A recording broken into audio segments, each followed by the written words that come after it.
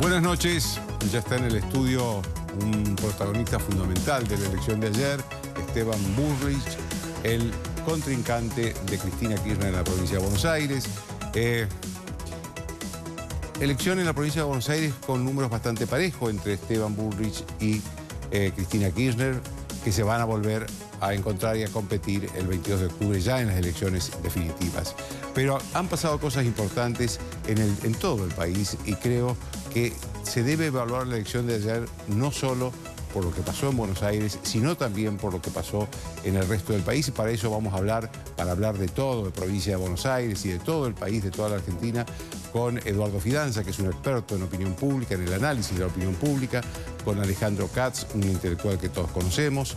Y yo también voy a hacer al final una reflexión sobre la jornada de ayer, que para mí es clave para el futuro del país. Después de los auspicios. Bien, como les dije, Esteban Bullrich, candidato a senador en la provincia de Buenos Aires, que ayer compitió con Cristina Kirchner, digo, compitió con otros también, pero al final se polarizó todo y quedaron ustedes dos nada más en el ring. Pero el resultado está ahí. ¿Qué, para usted, que ganó, perdió, empató? Hicimos una gran elección, dimos un gran primer paso, ¿no? Y lo marcaba mucho ayer porque creo que es muy importante hacia adelante entender que esto es solo un inicio de este proceso electoral, porque la definitiva es el 22 de octubre. Sí. Así que hay que tomar con mucha humildad, tanto a aquellos que nos acompañaron, a quienes obviamente le agradecimos mucho ayer este acompañamiento, pero que sabemos que no son votos nuestros, ¿no? Si son votos que nos han acompañado ahora, pero que si no hacemos las cosas bien de acá a octubre, pueden decidir ir a otro lado. Y también los que no lo hicieron, que nos marcan todo lo que falta y que tenemos que ir a seguir trabajando a ver si pueden sumarse a agrandar este equipo. Ayer se cerró en un momento el escrutinio y eso provocó que, sobre todo, Cristina Kirchner y el kirchnerismo en general objetaran mucho ese cierre del escrutinio provisorio. ¿Qué pasó? Eso pasa siempre, Joaquín. La verdad es que llama un poco la atención, dado que conocen el proceso. Esto ha pasado en las otras elecciones y hoy María Eugenia lo planteaba muy claramente en la conferencia de prensa. Los tiempos fueron similares, los porcentajes son similares, ese 4,5, 5% que siempre queda son los telegramas o mesas que tienen algún cuestionamiento o observación que van a ser, obviamente, tomadas por la justicia para analizar y así sale el escrutinio definitivo, que es el que hace la justicia. ¿Qué pasa si en ese escrutinio definitivo aparece Cristina Kirchner ganando por medio punto? Yo creo que ¿Lo afectaría a usted, a su ego, a su estima, autoestima? No, acá primero que no soy yo solo, somos un enorme equipo en la provincia de Buenos Aires que está liderando María Eugenia, que está llevando adelante todo este camino, esta transformación profunda, ¿no? Después de años de abandono de la provincia de Buenos Aires, de hacer las cosas que faltaban, obras que nunca se habían hecho, las peleas que nunca se habían dado, todo eso está llevando adelante María Eugenia y el equipo. Un punto más, medio punto. Se hizo una gran elección, sabemos dónde estamos parados, hay una primera encuesta real que lo veníamos diciendo, percibíamos en las caminatas, en el mano a mano, en los timbreos que había un acompañamiento mayor al que marcaban las encuestas, la gente nos miraba con incredulidad, pero era claro que esto era así. Y ahora hay que seguir, porque, como digo, no solamente hasta octubre, sino después de octubre. La consolidación de Cambiemos en todo el país, que además creo que es una gran noticia que también fue allá, lo que hace es consolidar una alternativa seria en la Argentina para gobernar. Entonces, eso demanda no campañas, demanda gestión. Y esto va a trascender. En nosotros la transformación del proceso del sistema educativo que estamos llevando adelante demanda de un trabajo continuo. Entonces, no es solamente una campaña, es seguir caminando toda esta transformación. Cuando usted dice que Cambiemos se ha convertido en una alternativa en serio, lo cual es cierto, pero se refiere a una alternativa en serio al peronismo. A una alternativa de gobierno, que creo que faltaba en la Argentina, ¿no? Lo que pasó en San Luis, en La Pampa, en Santa Cruz, creo que son cosas muy importantes en términos de, así como María Eugenia logró en la provincia de Buenos Aires, terminar legalmente con la reelección indefinida de los intendentes, pero eso fuerza una alternancia, no sirve hacerlo sin crear una alternativa de gobierno, porque si legalmente puedes alternar gobiernos, pero no sucede porque no hay alternativas en las provincias, que pasaba en muchas provincias, que gobiernan los mismos hace muchos años, no sirve la legalidad solamente. Hay que hacer el trabajo que está haciendo Cambiemos en todo el país, de crear una alternativa con una coincidencia de valores, de mirada de la política, de cómo vemos la política como un servicio, cómo sentimos que esta gestión que hacemos es para que los argentinos vivan mejor. Esto es lo que se consolidó ayer, creo, como un gran primer paso. Obviamente tenemos que seguir para todos, no solamente en la provincia de Buenos Aires. En todas esas provincias también hay que consolidar este resultado el 22 de octubre. Hablando del 22 de octubre, Cristina Kirchner está denunciando un escamoteo de la información, que están manipulando la información, que ella ha dicho que ganó el plebiscito contra el ajuste. ¿Qué dice usted a ese discurso? Que nos hagamos cargo. No podemos... esto ya no es parte de la herencia. Esto es parte de lo que está pasando ahora. Nosotros presentamos un proyecto en el Congreso, proyecto de boleta única electrónica, que la Cámara de Diputados mandó al Senado y que los senadores del kirchnerismo frenaron. Todo esto que ayer se cuestionaba tiene que ver con que nunca quisieron, ni en 12 años de gobierno, ni en estos 19 meses, acompañar la modernización. Y la pregunta es ¿por qué, Joaquín? ¿Por qué no se moderniza el sistema en la provincia de Buenos Aires? ¿Qué se busca?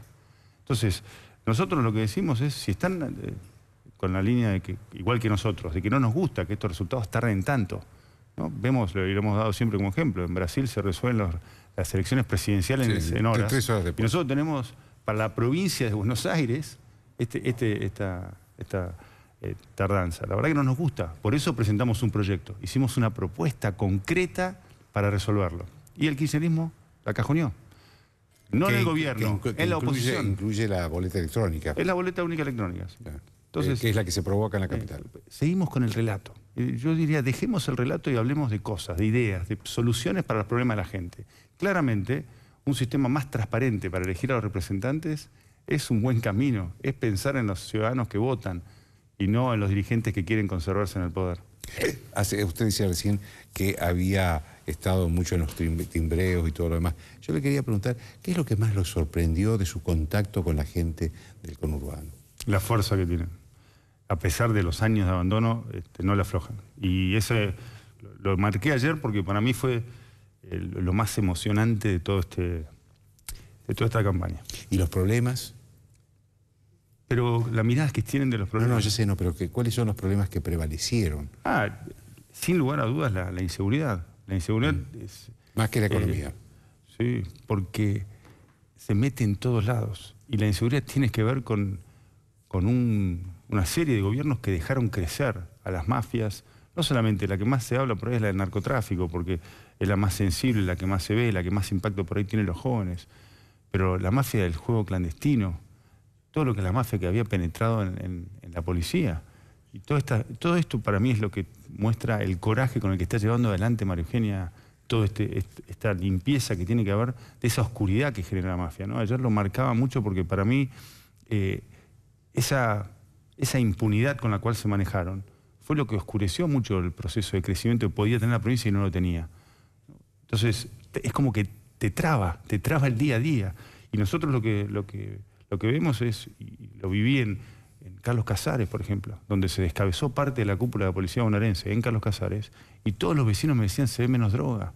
Entonces, esto que está pasando en la provincia es, creo, también lo que ayer se valoró. Pero usted lo que está diciendo es que hay una clara colusión o coalición entre el tráfico de droga y la policía. Digo que era un sistema que incluía también a la policía. El equipo ha separado más de 5.500 policías. Son 70.000, o sea, son siempre una minoría, pero es una minoría que molesta. Y el gesto no es solamente se terminó la impunidad. A partir de ahora vamos a buscar a cada uno de los que está no cuidándonos a nosotros, sino los que están haciendo el mal, que realmente tengan las consecuencias de estar involucrados en connivencia con esas mafias, sino también una señal para los buenos policías, que están haciendo su trabajo, que ahora sienten el apoyo de un gobierno que quiere terminar en serio con estos problemas, que está dispuesto a hacer todo lo que tenga que hacer para que se termine con el narcotráfico, como dice Mauricio, que podamos terminar de echarlo a patadas. También creo yo, y esto lo dije, que ahí es donde tenemos que profundizar la educación.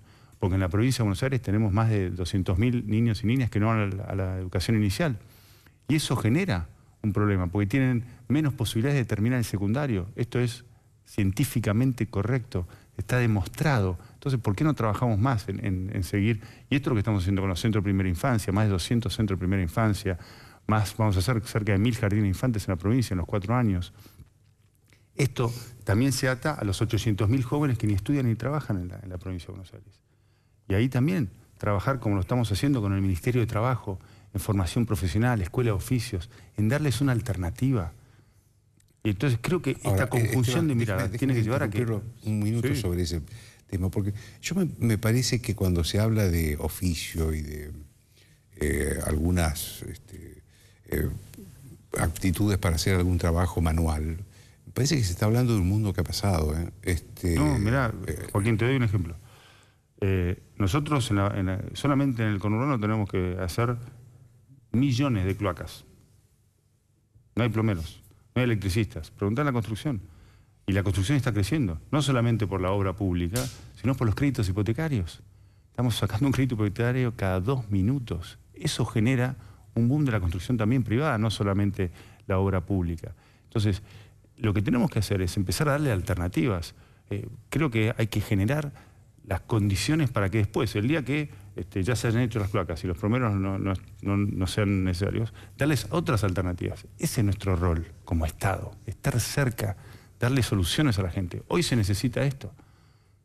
Esto es lo que tenemos que trabajar. Esa alineación entre educación y trabajo es la que está faltando y la que estamos trabajando. La está siguiendo ahora Alejandro Finocchiaro, pero para mí, perdón, ¿no?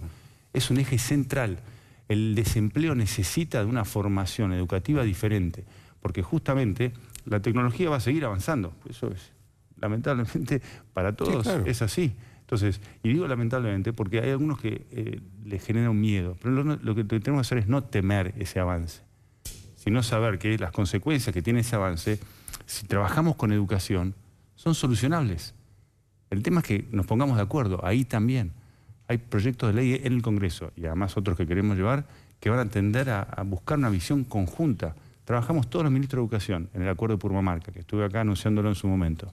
Esta es una mirada a 20 años, porque hay que hacer cosas hoy, pero hay que continuarlas durante los próximos 20 años. ¿Qué pasa con esa juventud de 23, 22 años que está en el conurbano y que viene de la crisis del 2001, donde tenían 10 años o menos, y que no han estudiado, no han trabajado nunca? ¿Qué solución hay para eso? Bueno, nosotros estamos ya trabajando con distintos programas, tanto a nivel provincial como nacional, de acercarnos y ver. Hay que ver las alternativas, hay que ver cuáles son las capacidades que hoy tiene ese joven, si hizo el primario o no terminó el primario, si hizo parte del secundario o no hizo nada. Hoy hizo un secundario, pero con alguna preparación uno puede programar. Así, hemos lanzado un programa de 111.000 programadores junto con el Ministerio de Producción, porque a la Argentina le hacen falta programadores. Y no es tan lejano, hay casos muy lindos, tanto en el conurbano como en la ciudad, en barrios muy humildes donde los chicos se apasionan con la programación de juegos, que es un camino que también aparece. Entonces, lo que no tenemos, a veces le damos una distancia al tema tecnológico que no es tal. Los jóvenes son mucho más afines. No, hay que educarlos para saber manejar la tecnología. Y eso es lo que estamos haciendo. Lo estamos haciendo, no es que lo vamos a hacer, lo estamos haciendo. La ciudad lo está haciendo, la provincia lo está haciendo. A nivel nacional lanzamos este programa. La Argentina tiene un enorme potencial en lo que hace a la tecnología. Por eso queremos conectar todas las escuelas a Internet. Por eso hay que formar distinto a los maestros, a los profesores, para que entiendan que esto es un camino que es el camino en el que está avanzando el mundo y que nosotros lo que tenemos que hacer es sumarnos a ese avance. Y está muy bien el conectar igualdad y las computadoras, por eso lo seguimos. Ahora, si tenemos computadoras que no están conectadas, no sirve. Ahí viene la conexión a Internet. Todo esto para decir, los problemas que tenemos son solucionables si los podemos juntos, si los podemos trabajar juntos.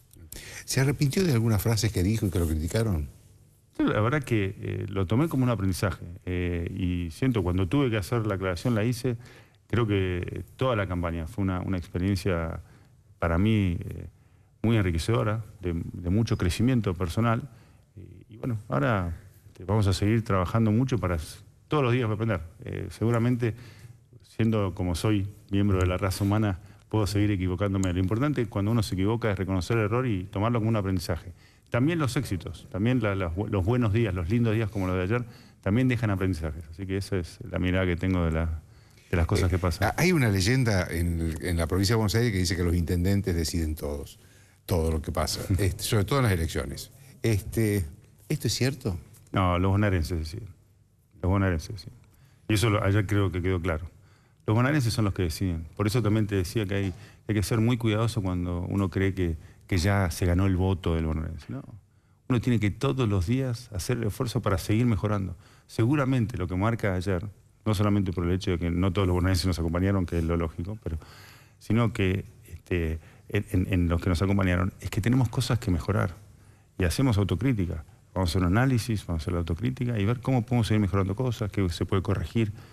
Todos los días, todo el equipo tiene una mirada de cómo podemos hacer para que las cosas estén un poco mejor. Ayer lo marcó Mauricio y para mí es una mirada que a veces se pierde de cómo trabajamos nosotros como equipo, ¿no? Y hoy, ¿cuál sería la cosa que más requiere de cambios o requiere de rectificaciones? Sinceramente no hicimos análisis, me acosté tarde anoche y estuvimos todo el día trabajando. Pero en mi opinión es cómo hacemos, y esto es lo que surgía en el encuentro, cómo hacemos para que ese cambio llegue un poquito más rápido a cada uno de los bonaerenses y los argentinos. Una última pregunta. Dale. Dígame, ¿qué pálpito para el 22 de octubre? Yo soy optimista siempre, lo decía antes de esta elección.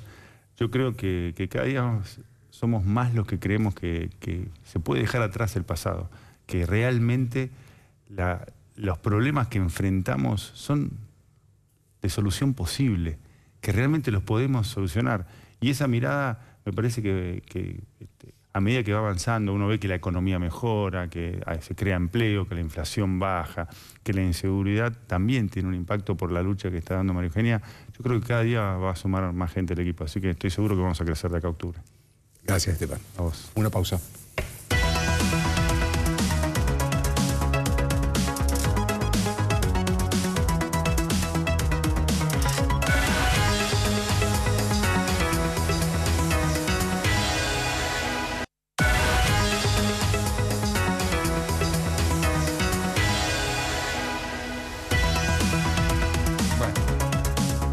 Bien, el análisis de lo que pasó ayer con Eduardo Fidanza, Alejandro Katz, tal como les dije al principio. Y la primera pregunta que quiero hacerles a los dos es si la política argentina tuvo cambios significativos y en qué cambió ayer. Adelante. A ver, es muy temprano quizás, Joaquín, para hacer afirmaciones definitivas. Creo que hay algunos cambios. El primero que señalaría es: Cambiemos hasta ayer era algo provisorio. Era algo provisorio, quiero decir, era un experimento que no resultaba claro si se trataba de una alianza electoral, de una coalición de gobierno, de un partido nuevo, qué tipo de estabilidad y por consecuencia de futuro tenía. Desde ayer creo que esas incógnitas se despejaron. Cambiemos es hoy el único partido nacional, es el partido que expresa a las clases medias, a pesar de lo que se ha dicho hasta ahora de la representación de los ricos y la asistencia a los pobres.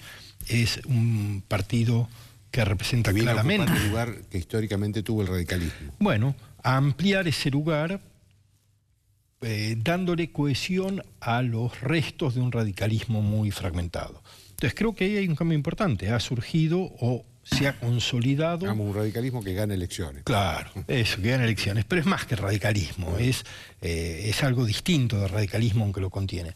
Creo que este es un cambio, no sé qué significa hacia el futuro, dependerá de lo que hagan o lo que pase con otros jugadores, con un peronismo que hoy está disperso y del cual no hay mucha certeza si se va a unificar en el caso de encontrar un líder o si el kirchnerismo está marcando una fuga definitiva de un sector de lo que tradicionalmente era el peronismo y por consiguiente no va a permitir que haya una alternativa de poder clara desde ese lado. Pero creo que un cambio importante es esto, se acabó la provisoriedad del experimento Cambiemos. Ahora hay un actor muy claramente constituido en la escena política argentina. No, está perfecto. Yo creo que efectivamente eso es así. Ahora, creo que este triunfo de Cambiemos se recorta, que es un gran éxito, en una situación muy dramática para el peronismo. Porque el peronismo pierde en distintas expresiones de su propia naturaleza poliforme. ¿Qué quiero decir?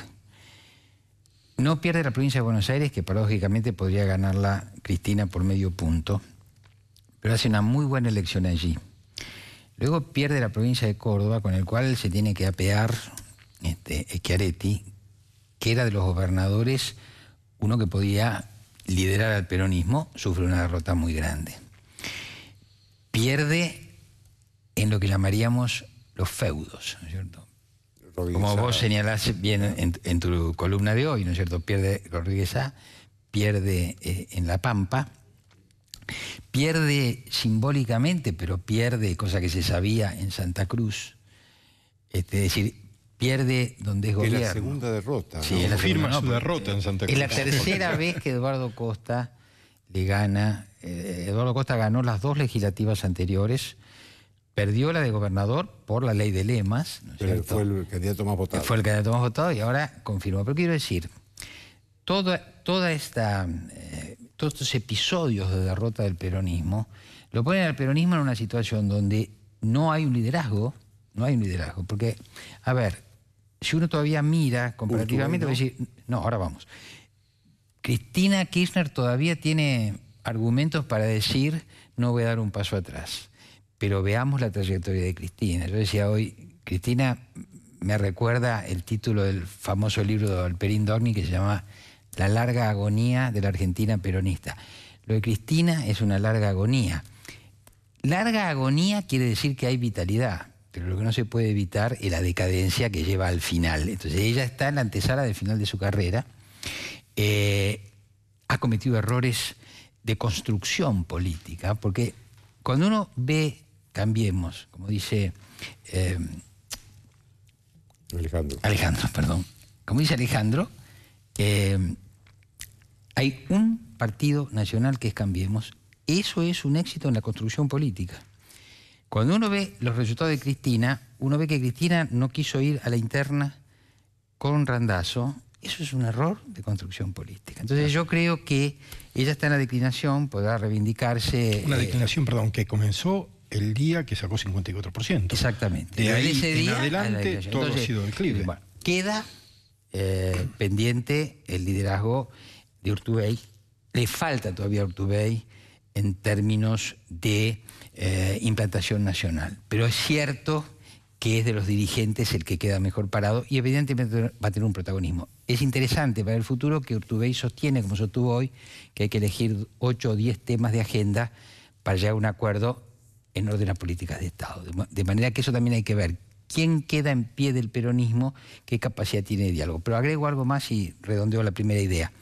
Pero atención, faltan actores que van a empezar a jugar ahora. Porque el gobierno se anota un triunfo político muy importante porque vence o empata con sus rivales, pero tiene un programa.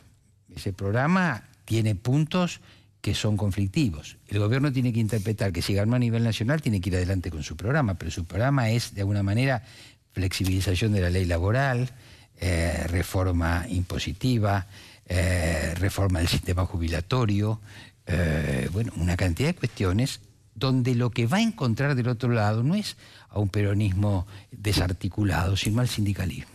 Hay una tradición histórica donde cuando el peronismo político está débil,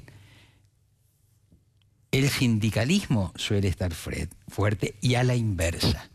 De modo que veamos en las nuevas relaciones de fuerza quién va a ser el grupo de poder con el cual el gobierno va a tener que dirimir cuestiones que se vienen ahora en adelante. En el caso de Macri es interesante qué pasa a ser Macri a partir de todo esto.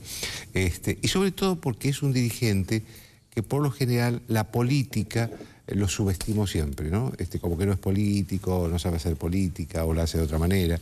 Y sin embargo va ganando. No saber hacer política. Bastante bien de ahí. Yo creo a esta altura que hasta hay una utilización táctica de esa creencia acerca de su incapacidad de hacer política. Digo, resulta muy bienvenido que a uno lo subestimen cuando uno tiene tantas habilidades como parece tener.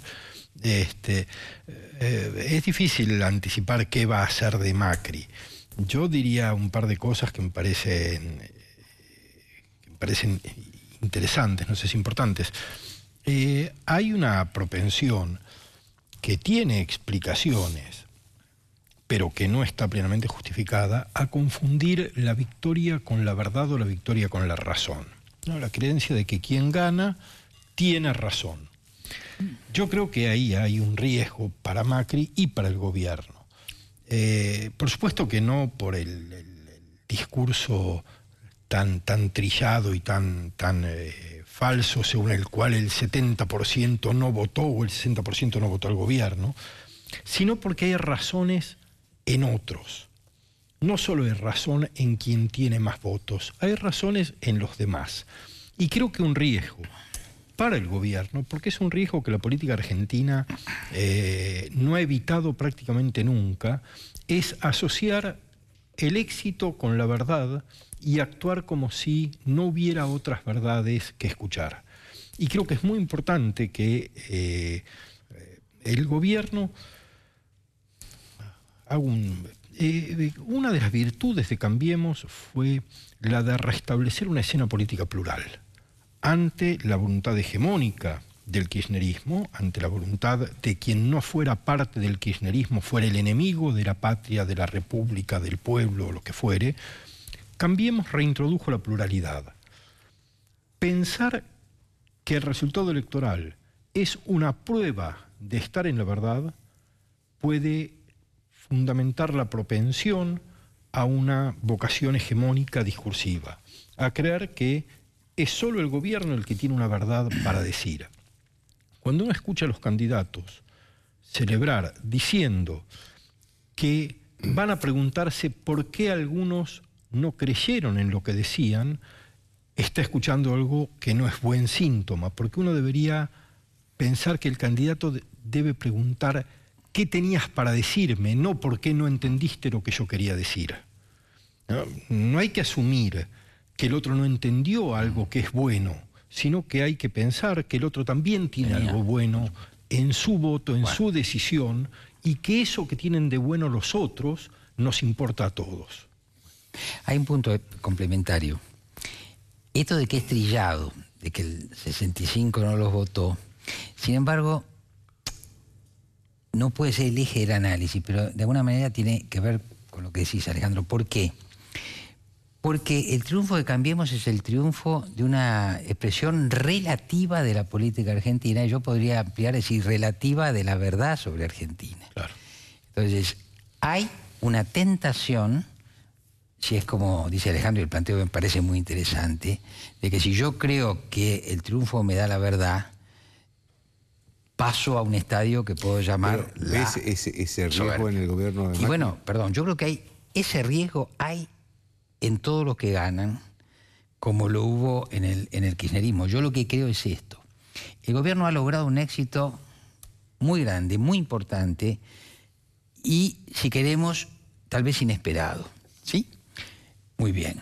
Tiene el 35% de los votos a nivel nacional, administra el Estado argentino y tiene un programa. Ahora, queda pendiente, por ejemplo, en el terreno político, y ahora volvemos a lo que planteaba Urtubey, si se va a interpretar que tiene el poder suficiente para llevar adelante las reformas que se derivan de su programa, o se va a tener que sentar del otro lado con otros que tienen una parte de la verdad y una parte del poder. Exacto. ¿Cierto? Y van a encarar, porque atención, para llegar hasta acá, en algún momento a Macri y a Cambiemos se le propuso un acuerdo, siempre estos acuerdos habrá que ver, que fue rechazado. En la historia exitosa de PRO hay una cuestión anterior, que es cuando, y creo que fue una buena decisión, Macri no quiere hacer un acuerdo preelectoral con Massa. Entonces, desde Cambiemos, desde PRO se podría decir, muchachos, cada vez que nos dijeron que no teníamos razón y mira hasta dónde llegamos. Pero ahí se plantea lo tuyo, que está muy bien. Uno puede tener razón una vez, puede tener razón dos veces. La tercera puede no tener razón. En tal caso, tiene que estar prevenido. Pero a mí me interesa hacer la interpretación política a partir de lo que dice Alejandro, y vuelvo. ¿Cómo sigue? Sigue un gobierno que quiere modernizar la Argentina y quiere hacer el capitalismo argentino acorde a la fase del capitalismo mundial. No puede detenerse la discusión argentina en la palabra ajuste, pero tenemos que buscar, ¿no es cierto?, el nombre del programa que a partir de ahora se va a poner en marcha, y tiene que haber un consenso respecto a ese programa que llamaríamos el programa de modernización de la Argentina. Quiero decir, ese consenso no puede ser solamente el de que ganó, sino que tiene que ser también del sindicalismo, también del peronismo, también de la Iglesia Católica, para mencionar actores que se someten a elecciones y instituciones o grupos de la sociedad que no se someten a elecciones pero tienen una parte del poder. También los empresarios, ¿no es cierto? Habrá que ver cómo se articulan todas esas fuerzas para que de la verdad de uno, que ha tenido un gran éxito, que hay que reconocerlo, se arma, ¿no es cierto?, la verdad del conjunto. Había un que será un subóptimo de la verdad de cada uno. Había un teólogo que tiene una frase magnífica que decía: la verdad es sinfónica, ¿cierto? No es la verdad de un solista, es la verdad del conjunto. Ahora, siempre se dijo que la economía es lo que más influye en las elecciones. Ah, sí. Evidentemente la economía de Macri no anduvo bien. Venimos de un año, el año pasado, con el 40% de inflación, hasta los últimos números del DEC que hablan de una recuperación, pero estos son los últimos números. El país estaba en recesión. ¿Qué prevaleció entonces en el voto de ayer que al gobierno lo benefició tanto en todo el país, no solo en el conurbano? Yo hago una hipótesis infundada para que luego Eduardo haga la suya, que sin duda va a estar bien fundamentada. Pero antes de hacerla, para cerrar lo de Eduardo, que me parece que está muy bien, yo agregaría simplemente: no es tan difícil evitar los errores conocidos, pero es mucho más difícil evitar los que todavía no conocemos. Y creo que estamos preguntándonos poco acerca de los errores que le puede proponer el futuro próximo a la gobernabilidad en Argentina. Digo, ya las elecciones de ayer creo que garantizan que esto no es la alianza, que era un fantasma para muchos. Ese error ya se evitó. Hay que empezar a preguntar cuál es el que puede sobrevenir. En relación con tu pregunta, ¿qué es lo que privó en el voto de ayer? Yo no estoy seguro de que sea el bolsillo lo que condiciona el voto. Y cuando digo no estoy seguro, lo digo porque hay numerosos estudios, y entre nosotros quien los está realizando y difundiendo más extensamente es Carlos Gervasoni de la Universidad de Itela, que muestran que el bolsillo no es el principal decisor para el voto, sino la expectativa. Y la expectativa no de uno, sino del grupo. Que si la percepción es que nuestro grupo va a estar mejor, acompañamos, independientemente de nuestra situación puntual. Ahora, creo que hay problemas que plantear en relación con eso, y es uno que yo señalaría, es la fuerte propensión a proyectar en los otros lo que queremos que los otros sean. Y entonces vamos a explicar el voto convalidando la imagen que queremos tener de la sociedad argentina a partir de las elecciones de ayer. Convalidando una idea de una sociedad más moderna, más abierta, de un capitalismo más competitivo y más capaz de generar prosperidad y más exigido para generar prosperidad de lo que lo ha estado. Yo no estoy seguro de que la sociedad haya votado eso. Y si lo votó, no sé si lo votó con convicción o con falta de alternativas. Quiero decir, tenemos en los últimos 30 años muchas experiencias de votos que aparentemente dan ideas de una sociedad tomando decisiones adultas, y esos votos se han revertido muy fácilmente. Entonces creo que no hay que sobreinterpretar lo que ocurrió. Creo que hay que trabajar muy intensamente para crear las condiciones de una sociedad a la vez democrática, robustamente democrática, fuertemente democrática. La nuestra no lo es, y no lo es por los niveles de desigualdad que tiene, y a la vez un capitalismo exigido y exigente que cree la prosperidad que la sociedad necesita y que no ha estado creando. Bueno. ¿Qué prevaleció? No, es interesante. Respecto a los estudios comparados, me refiero a los análisis estadísticos, que siempre le tenemos que dar una validez relativa. Los estudios comparados en realidad dicen que el voto económico tiende a predominar, pero la cuestión es que hay contraejemplos muy contundentes del voto político. Yo el otro día ponía el ejemplo de Felipe González. Felipe González del 82 al 89 gana una serie de elecciones con crisis económica, con ajuste, con 20% de la población activa desocupada. Los análisis posteriores, ¿qué arrojan? Hay unos muy buenos de un politólogo, José María Maraval, que dice, no, pero hay que tomar en cuenta el liderazgo de Felipe González, la expectativa de una sociedad mejor integrada a Europa, el hecho de que se votaba al partido de los trabajadores, que era el PSOE, y la gente confiaba en ese partido, más el profundo descrédito de la oposición. Entonces, estos son típicos componentes del voto. Hay que pensar que se le ha reconocido un liderazgo a Macri y a María Eugenia Vidal y a Elisa Carrió. Hay que pensar, y eso lo tenemos mucha evidencia, de que había en la población una expectativa, y hay en la población una expectativa de mejora hacia adelante, esta que vos referís, ¿no es cierto? Y hay que pensar también, y eso es más difícil de demostrar, que lo que el gobierno llamó brotes verdes, a algunos lugares llegó, y la evidencia es que llegó por el resultado, seguramente, más al interior del país que al conurbano. El otro día, o anoche, decía mi socio Alejandro Katterberg, atención, a veces solo vemos capital y Gran Buenos Aires, sí, y el país es mucho más extenso. Yo creo que esa es una apreciación acertada. De manera que yo creo que predominó el voto político, pero con algún componente económico de último momento. Hay algunos fenómenos que el gobierno generó, por ejemplo, el tema de los créditos hipotecarios, eso es muy importante, que es realmente una innovación respecto al... Es decir, que haya gente joven o gente que puede a tantos años, ¿no es cierto? Es posible que en la Argentina pronto nos ocurra lo que uno cuando conversa con cualquiera en España, es la familia, los miembros de la familia, todo, y un miembro ahí, la hipoteca. O sea, que pagan su vivienda, claro, ¿no es cierto?, a muchos años. Bueno, que los argentinos empiecen a reclamar vivienda, toman conciencia de eso y tengan ese recurso. Bueno, ahora, vuelvo.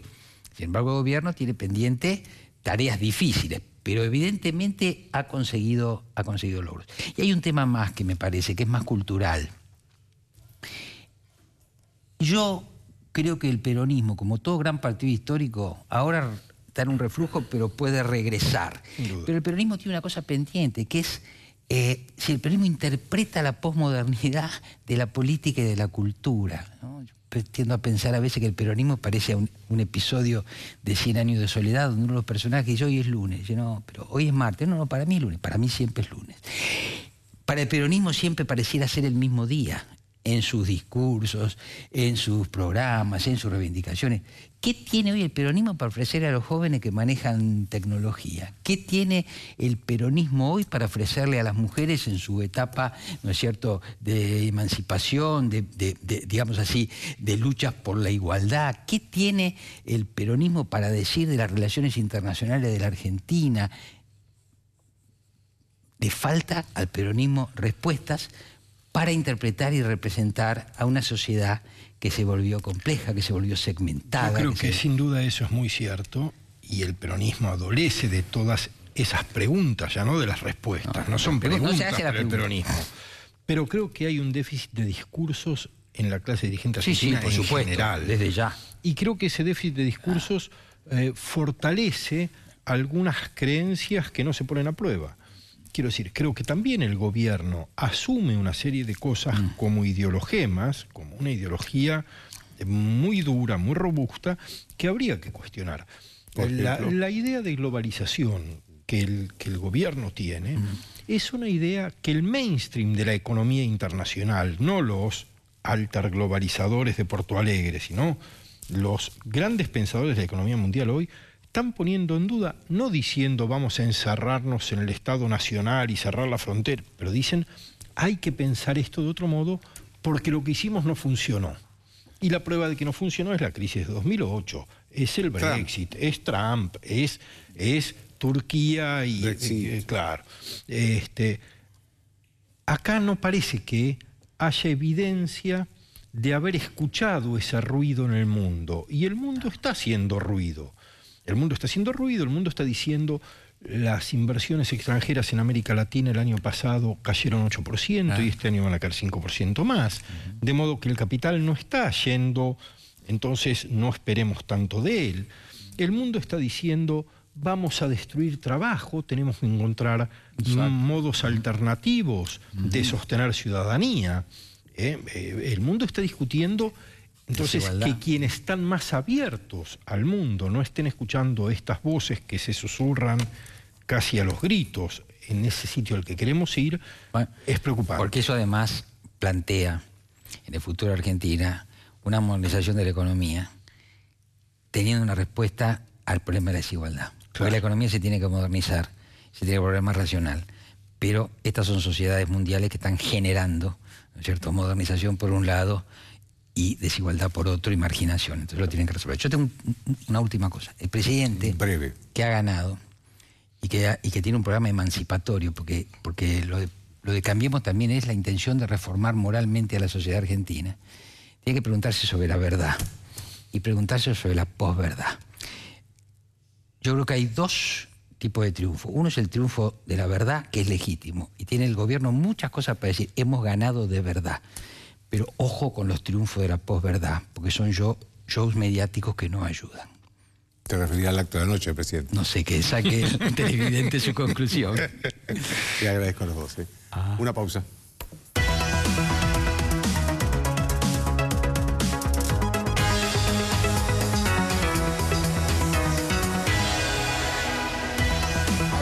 Voy a tratar de ser directo en las reflexiones sobre lo que pasó ayer. Yo creo que la elección de Cristina Kirchner fue mala, tanto en la provincia de Buenos Aires como en el país. ¿Por qué digo en la provincia de Buenos Aires? Porque en la provincia de Buenos Aires ella todavía tiene la posibilidad, en el escrutinio definitivo, de ganar por medio punto. Lo que ha quedado sin escrutar es un 4%, la diferencia es de 0,8 décimas, fíjense, nada, prácticamente están iguales los dos, así que tiene la posibilidad de ganar, pero aún así ha hecho una mala elección, porque no solo hay que mirar los lugares, las personas, los números, sino también cómo quedó coloreado la provincia, el mapa político de la provincia. Y si uno mira la provincia de Buenos Aires, el color amarillo, que es el color de Cambiemos, es toda la provincia, salvo la tercera sección electoral, donde ganó Cristina Kirchner. Y algunas 2 o 3 ciudades del interior. Todo es amarillo. Ahora, también pasó que en el país, su partido, Unidad Ciudadana, consiguió el 16% de los votos. 16% de los votos. Estamos hablando de quien lideró hace 6 años una campaña presidencial donde ella sacó el 54% de los votos. Hoy sacó 16%, es decir, que perdió más del 60% de los votos que había tenido en el 2011. Por eso es muy atinado lo que dijo Alejandro Katz, de que en realidad el declive de Cristina Kirchner comenzó en el 2011. A partir de ahí todo perdió en el 2013 la elección legislativa, perdió en el 2015 cuando Macri fue elegido presidente. Ayer hizo la elección que hizo en el país y también en la provincia de Buenos Aires, aún empatando, porque supuestamente ese era el lugar donde ella iba, según decía el kirchnerismo, y los encuestadores del kirchnerismo, iba a arrasar con 6, 7 puntos de diferencia sobre el gobierno. Es decir, Cristina Kirchner no es lo que se suponía que era, ni mucho menos lo que fue hace 6 o 5 años. Empezó el final para Cristina Kirchner. Esta lectura, fíjese que es la que hicieron los mercados tanto locales como internacionales, porque la bolsa argentina subió hoy, la última vez que vi estaba subiendo 3 puntos, que es mucho, Y estaban subiendo también las acciones de las empresas argentinas que cotizan en la bolsa de New York. Y todos estos son, digamos, impresiones de gente que después tiene que decidir sobre la economía. ¿Y qué vieron ayer?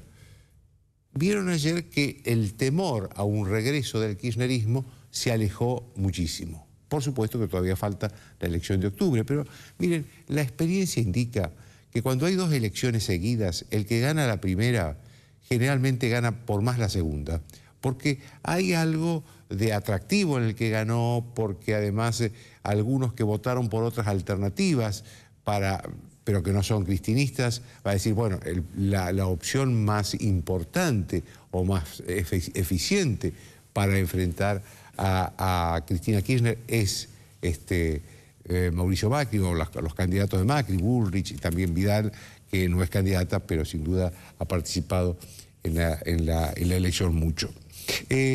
Yo creo que hay también una conclusión que hay que señalar, que es que dos políticos jóvenes que aparecían como, digamos, una esperanza importante de mucha gente, me estoy refiriendo a Sergio Massa y a Martín Lustó, ayer fracasaron. Estos son jóvenes, no significa que sea el final, pueden reconvertirse, pueden rearmarse, pero ayer fracasaron.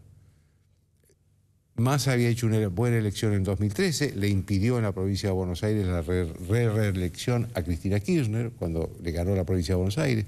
Martín Lustó hizo una buena elección en el 2015 en la capital y sin embargo en el 2017 o en la primera elección del 2017 los dos hicieron muy bajos porcentajes, en tercer lugar los dos, pero muy lejos de los primeros y segundos. Me parece que ahí influyó mucho errores de campaña de ellos, apresuramientos. Fíjense ustedes que Lustó era embajador en Washington, nombrado por el presidente Macri.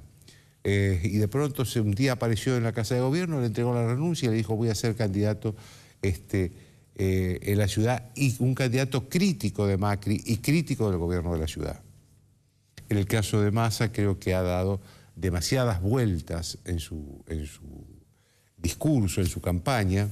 Últimamente tiró el tema de la economía, como la economía es un desastre, la economía está en una situación de colapso, y la verdad que no se siente eso, y la verdad que el que siente eso en todo caso vota o votará por la alternativa más eficiente para parar a Macri con el tema de la economía, que es Cristina Kirchner, no Massa. Me parece que se equivocaron en las dos cosas. Y yo creo que ahí hay que entrar entonces a qué va a pasar con el peronismo. Porque la verdad que salvo el gobernador de Salta, Juan Manuel Urtubey, no quedó nadie en el peronismo. Porque por supuesto ganaron otras provincias peronistas, el gobernador de San Juan ganó, Uñac, el gobernador de Chaco, Pepo, ganó, pero son pequeños liderazgos, los de ellos dos, que recién están naciendo, que no lo conocen en el país y que además tampoco en el peronismo lo respetan mucho porque recién están empezando. Entonces quedó solamente Urtubey. Y esto va a llevar a la necesidad de una renovación peronista, tal vez liderada por Urtubey, tal vez seguramente va a necesitar de la colaboración y del acuerdo de otros, pero digamos, el peronismo encara una etapa forzosa de renovación. Mire, cuando en el peronismo pierden los Rodríguez A y Berna en La Pampa, significa que la sociedad, aún el voto peronista, está clamando por una renovación. Chao, hasta el lunes.